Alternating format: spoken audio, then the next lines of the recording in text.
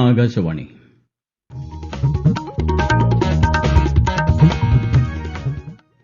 നമസ്കാരം. പ്രാദേശിക വാർത്തകൾ വായിക്കുന്നത് ഗോപകുമാർ.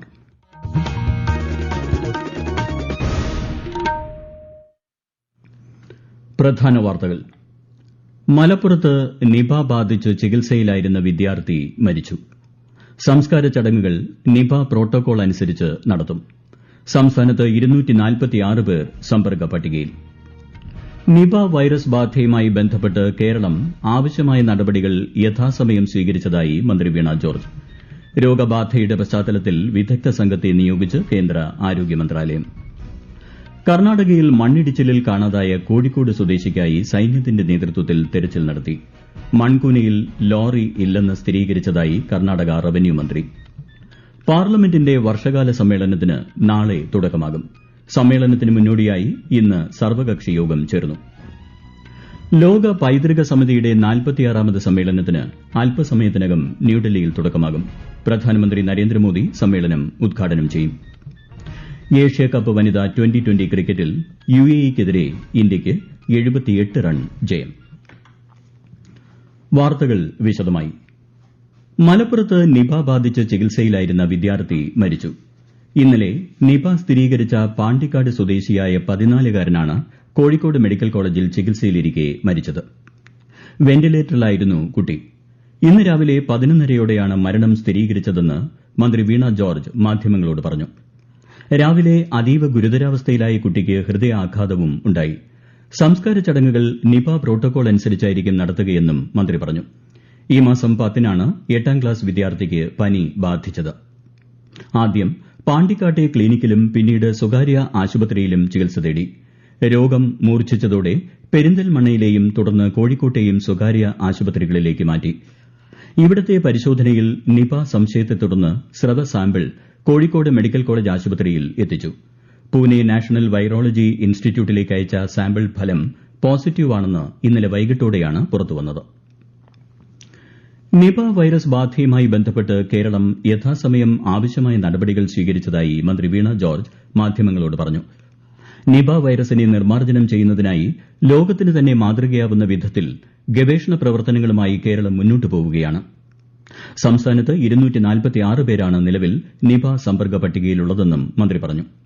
അതിനിടെ രോഗബാധയുടെ പശ്ചാത്തലത്തിൽ വിദഗ്ധ സംഘത്തെ കേന്ദ്ര ആരോഗ്യ മന്ത്രാലയം നിയോഗിച്ചു. വിശദാംശങ്ങളിലേക്ക്.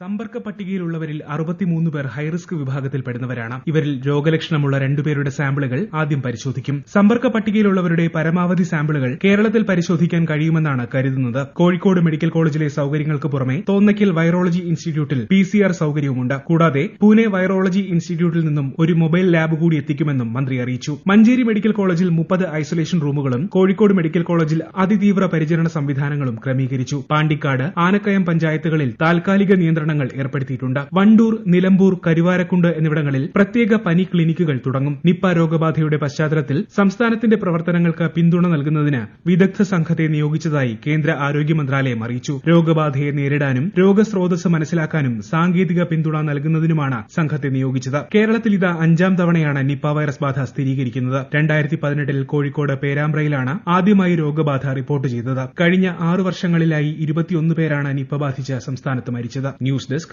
ആകാശവാണി. മലപ്പുറത്തെ നിപ മരണത്തിൽ മുഖ്യമന്ത്രി പിണറായി വിജയൻ അനുശോചിച്ചു.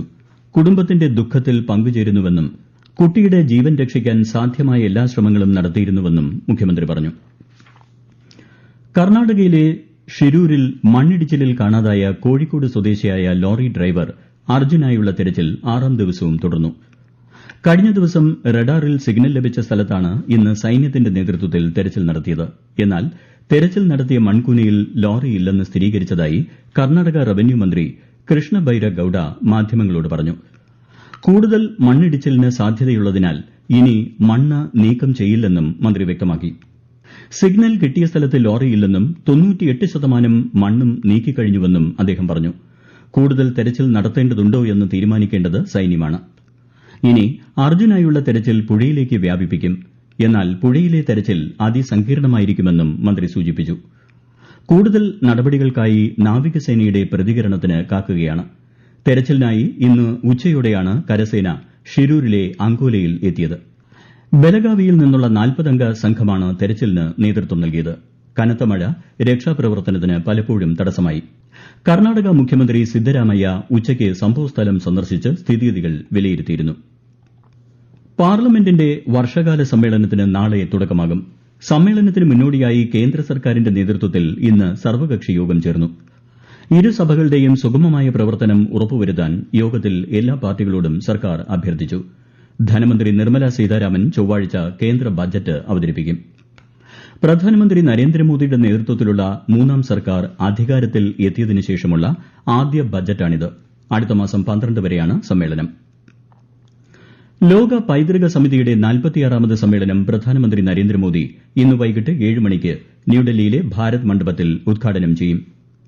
ലോക പൈതൃകവുമായി ബന്ധപ്പെട്ട വിഷയങ്ങൾ ചർച്ച ചെയ്യുന്നതും പൈതൃക പട്ടികയിൽ ഉൾപ്പെടുത്തേണ്ട സ്ഥലങ്ങൾ തീരുമാനിക്കുകയും ചെയ്യുന്നത് ഈ യോഗത്തിലാണ്.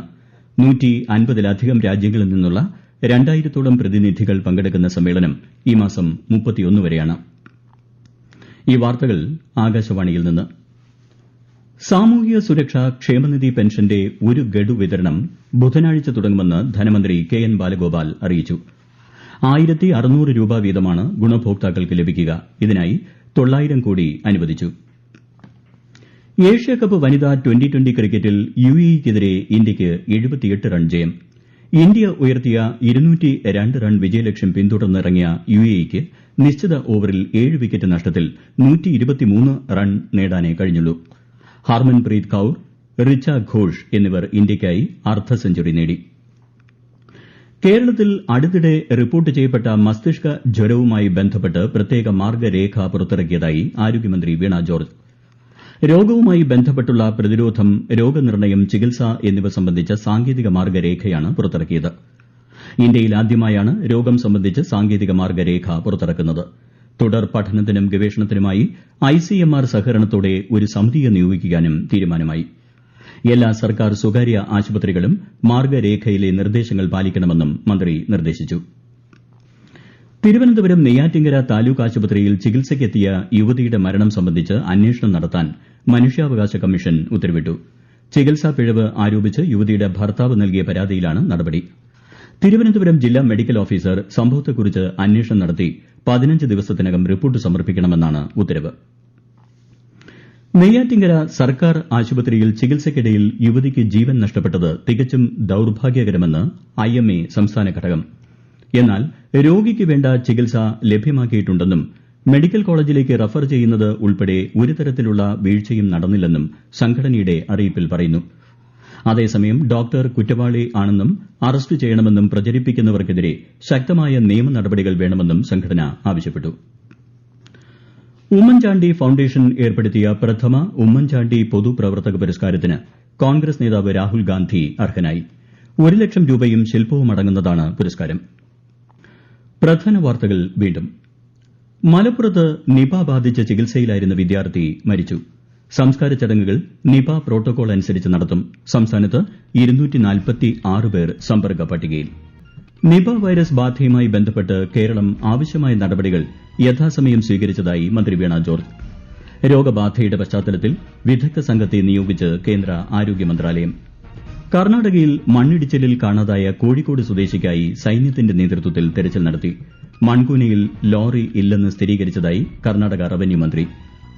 പാർലമെന്റിന്റെ വർഷകാല സമ്മേളനത്തിന് നാളെ തുടക്കമാകും. സമ്മേളനത്തിന് മുന്നോടിയായി ഇന്ന് സർവകക്ഷി യോഗം ചേർന്നു. ലോക പൈതൃക സമിതിയുടെ 46ാമത് സമ്മേളനത്തിന് അല്പസമയത്തിനകം ന്യൂഡൽഹിയിൽ തുടക്കമാകും. പ്രധാനമന്ത്രി നരേന്ദ്രമോദി സമ്മേളനം ഉദ്ഘാടനം ചെയ്യും. ഏഷ്യാകപ്പ് വനിതാ ട്വന്റി ക്രിക്കറ്റിൽ യുഎഇക്കെതിരെ ഇന്ത്യയ്ക്ക് 78 റൺ ജയം. പ്രാദേശിക വാർത്തകൾ കഴിഞ്ഞു. അടുത്ത വാർത്താ പ്രക്ഷേപണം രാത്രി 7:25-ന്.